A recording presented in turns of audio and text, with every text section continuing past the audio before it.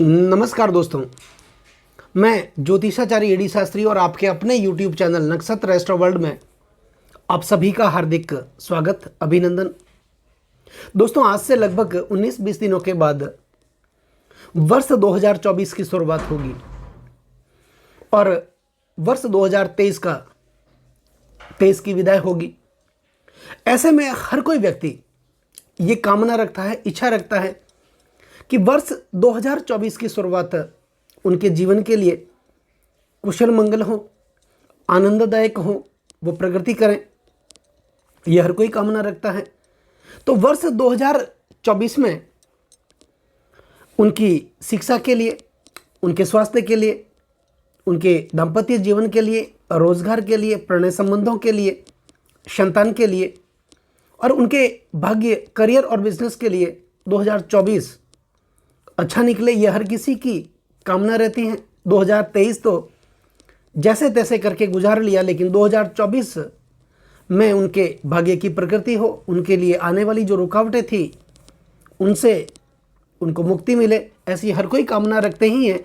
लेकिन आज का ये जो ज्योतिष का कार्यक्रम है, ये मिथुन राशि वाले जातकों के लिए खास है और ये जो राशिफल है आपकी जन्म की राशि चंद्र राशि पर आधारित है। और अगर आप मुझसे कुंडली का विश्लेषण करवाना चाहते हैं, चर्चा करना चाहते हैं, तो सिर्फ वीडियो और चैनल के डिस्क्रिप्शन में मेरे कॉन्टैक्ट नंबर हैं, आप मेरा संपर्क कर सकते हैं। तो वर्ष 2024 मिथुन राशि वाले जातकों के लिए कैसा रहेगा, क्या कुछ रहेगी ग्रह गोचर की स्थिति, नवग्रह किस प्रकार सुफल देने में सक्षम होंगे, ये सब आज इस कार्यक्रम में जानेंगे। तो वर्ष 2024 के शुरुआती दिनों में मिथुन राशि वाले जातकों के लिए आपकी राशि के स्वामी बनते हैं बुध।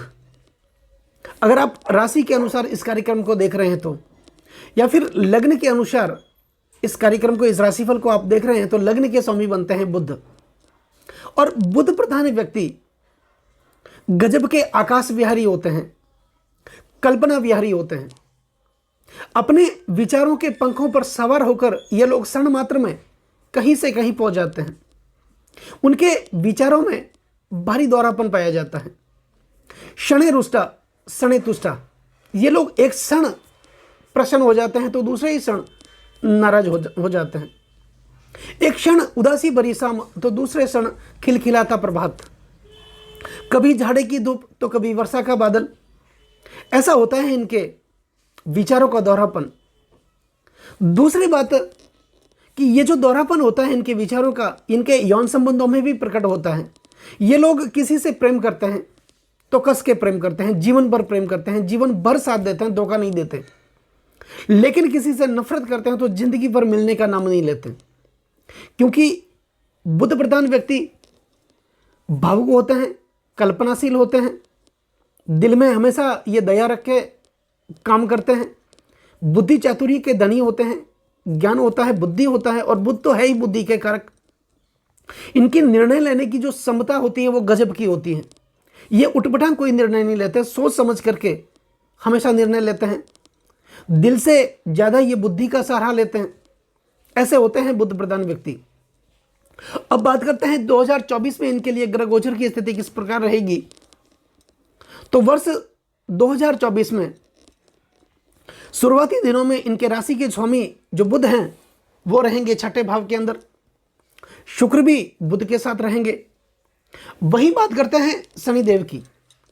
अब बुध की दो राशियां होती हैं, मिथुन राशि और कन्या राशि। इन दोनों राशियों में से कोई भी राशि जब लग्न भाव में होती है तो शनि कारक भी माने जाते हैं और वैसे बुध के परम मित्र ग्रह माने जाते हैं शनिदेव। तो शनिदेव की भूमिका 2024 में मिथुन राशि वाले जातकों के लिए बहुत ही अच्छी रहने वाली है, क्योंकि बुध के मित्र भी हैं और ये भाग्य स्थान में विराजमान रहेंगे वर्ष 2024। क्योंकि 2024 में बुध का शनि का कोई राशि परिवर्तन नहीं है।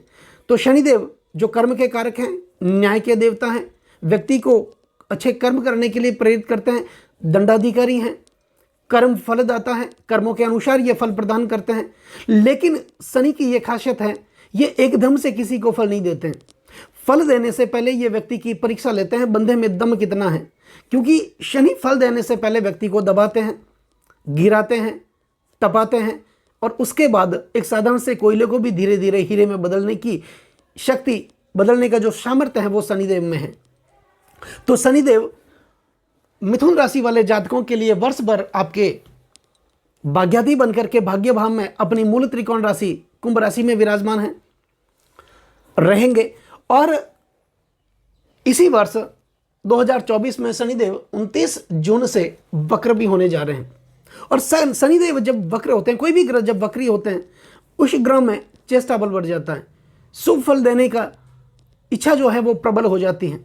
तो शनिदेव 29 जून से लेकर 15 नवंबर तक अपनी वक्र चाल चलेंगे और ये आपके भाग्यस्थान में विराजमान रहेंगे। अब भाग्यस्थान का महत्व है वो सबसे बड़ा होता है लग्न के बाद, क्योंकि हमें जो भी प्राप्त होता है जीवन में वो भाग्य से ही होता है। भाग्य का साथ मिलना बहुत जरूरी होता है। और शनि कर्म के कारक हैं। अब कर्म तो हर कोई करता है, मेहनत हर कोई करता है, परिश्रम हर कोई करता है, लेकिन ये जरूरी नहीं है कि मेहनत का लगातार फल मिलता रहे, लेकिन भाग्य का साथ भी उस मेहनत के साथ जुड़ना बहुत जरूरी है। तो आपके भाग्याधिपति शनिदेव पूरे वर्ष भर 2024 में आपके भाग्यस्थान में विराजमान रहेंगे। वही देवगुरु बृहस्पति की अगर बात करें तो देवगुरु बृहस्पति आपके लाभ भाव में विराजमान रहेंगे अप्रैल महीने तक। और अप्रैल महीने के बाद देवगुरु बृहस्पति मई के महीने में अपना राशि परिवर्तन करेंगे। इनका राशि परिवर्तन 12 महीनों का होता है। और ये जब राशि परिवर्तन करेंगे तो आपके लाभ भाव से निकल करके आपके द्वादश भाव, जो कि खर्चों का भाव, निवेश का भाव, संघर्षों का भाव माना जाता है, अन्यत्व और परत्व का भाव भी माना जाता है। और विशेष करके द्वादश भाव जो होता है वो सैन्य सुख का प्रतिनिधित्व करता है। तो इस भाव में इनका राशि परिवर्तन होगा।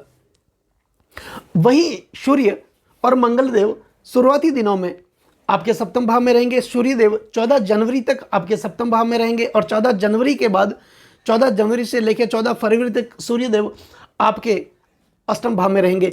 अब अष्टम भाव लगने से अष्टम होने के कारण इस भाव को मारक भाव कहा जाता है। और मारक भाव में कोई भी ग्रह बैठ करके मार्केस बनते हैं जो मृत्यु तुल्य दुखों का कारण बनते हैं। तो ग्रहों का राजा, ग्रहों के सम्राट सूर्य देव, हालांकि 14 जनवरी तक इनकी स्थिति अच्छी है, ये आपके सप्तम भाव में रहेंगे, लेकिन 14 जनवरी के बाद एक महीने तक 14 फरवरी तक ये आपके अष्टम भाव में रहेंगे। यहाँ पर आपको संभलने की जरूरत है, आपके स्वास्थ्य को लेकर, आपके दाम्पत्य जीवन को लेकर के, आपके कौटुंबिक जीवन को लेकर के, आपके रोजगार को लेकर के आपको थोड़ा बहुत संभलने की जरूरत है। अब बात करते हैं मंगल की। अब सूर्य ग्रहों के राजा हैं तो मंगल ग्रहों के सेनापति हैं, मंगल सेनानायक है। और मंगल के बारे में अक्सर कहा जाता है तुष्टो ददाति साम्राज्यम रुष्ट हरति तक्षणात्, की जब मंगल प्रसन्न होते हैं जीवन में साम्राज्य दे देते हैं। और यही मंगल जब रुष्ट होते हैं, नाराज होते हैं, अप्रसन्न होते हैं, तत्काल उस साम्राज्य का हरण कर लेते हैं। और मंगल जब देने लगते हैं तो जंगल में भी मंगल करने लग जाते हैं, अन्यथा अमंगल करते भी ये देर नहीं लगाते। मंगल जीवन में मंगल ही करते हैं, साथ ही आग, हिंसा, चोरी, अपराध और गुस्से के कारक भी हैं। और यही मंगल 5 फरवरी तक तो आपके सप्तम भाव में ही रहेंगे, लेकिन 5 फरवरी के बाद इनका भी राशि परिवर्तन होगा 45 दिनों के लिए। क्योंकि मंगल जब राशि परिवर्तन करते हैं तो 1.5 महीने तक 45 दिनों का इनका राशि परिवर्तन होगा। और वही मंगल यहाँ से राशि परिवर्तन करेंगे, हालांकि आपके अष्टम भाव में जाएंगे, लेकिन वहां पर अपनी उच्च राशि में होंगे, मकर राशि में विराजमान होंगे। तो 45 दिनों का समय आपके लिए अच्छा रहने वाला है। और दूसरी बात, ये जो अष्टम भाव है ये वैराग्य का भाव माना जाता है, संघर्षों का भाव माना जाता है, लेकिन मेहनत का भाव भी माना जाता है, परिश्रम का भाव भी माना जाता है। तो मंगल यहाँ पर जाकर के आपको तनतोड़ मेहनत करवाएंगे, आपसे परिश्रम करवाएंगे और उस परिश्रम का फल भी आपको प्रदान करेंगे, क्योंकि मंगल यहां पर अपनी उच्च राशि में होंगे। इससे पहले मंगल जब सप्तम भाव में रहेंगे तो केंद्र में मंगल रोचक योग का निर्माण भी करते हैं। तो यहां पर रोचक योग का निर्माण करने वाले। अब बात करते हैं शनिदेव की। तो शनिदेव तो आपके भाग्याधिपति हैं, तो भाग्य के स्वामी बनकर के भाग्यस्थान में विराजमान है। लेकिन शनि की 3 दृष्टियां भी होती है। शनि जिस भाव में विराजमान होते हैं उस भाव से तीसरे भाव में दृष्टि करते हैं, सप्तम भाव में दृष्टि करते हैं और दसम भाव में दृष्टि करते हैं। शनिदेव जब आपके भाग्याधिपति बनकर के भाग्य स्थान में अपनी मूल त्रिकोण राशि में रहेंगे तो इनकी जो तीसरी दृष्टि जाएगी वो आपके लाभ भाव पर जाएगी। तो यहाँ पर लाभ जो भाव, यह आपके इनकम का भाव है, आपकी आय का भाव है। आपके लिए वृद्धि का भाव है। तो वृद्धि किस में करेंगे? आपकी भाग्य की वृद्धि करेंगे, क्योंकि भाग्य के स्वामी की लाभ भाव पर दृष्टि, तो भाग्य में वृद्धि करेंगे, आपकी आय में वृद्धि करेंगे, आपके लिए रोजगार में वृद्धि करेंगे और आय के नए नए सर्जन आपके लिए उत्पन्न करेंगे। जो भी इच्छा थी आपकी, जो भी कल्पनाएं आप कर रहे थे, आपके जो सपने थे, वो सपने शनिदेव यहां पर पूरी करते हुए दिखाई देंगे साल 2024 के अंदर। अब शनि की सप्तम दृष्टि, और सप्तम दृष्टि से शनि देखेंगे आपके तीसरे भाव को, पराक्रम भाव को देंगे। यही आपके छोटे भाई बहनों का भाव भी माना जाता है। तो छोटे भाई बहनों का आप साथ देंगे, उनका साथ आप लेंगे भी, और उनके साथ कंधे से कंधा मिला करके आपको अगर कार्य करते हैं तो आपको लाभ की प्राप्ति होगी, उनसे भी आपको सहायता मिलेगी और आपको उनसे सहायता मिलेगी। इनकी दृष्टि आपके तीसरे भाव पर, पराक्रम, तो आपके पराक्रम में वृद्धि होगी, आपके सेल्फ कॉन्फिडेंस में वृद्धि होगी, आपके मेंटल स्टेट में वृद्धि होगी और आपकी मानसिक स्थिति इस समय सुदृढ़ होगी। आप में निर्णय लेने की जो क्षमता है वो बढ़ जाएगी। अब यही तीसरा जो भाव होता है वो ऑनलाइन का भाव होता है।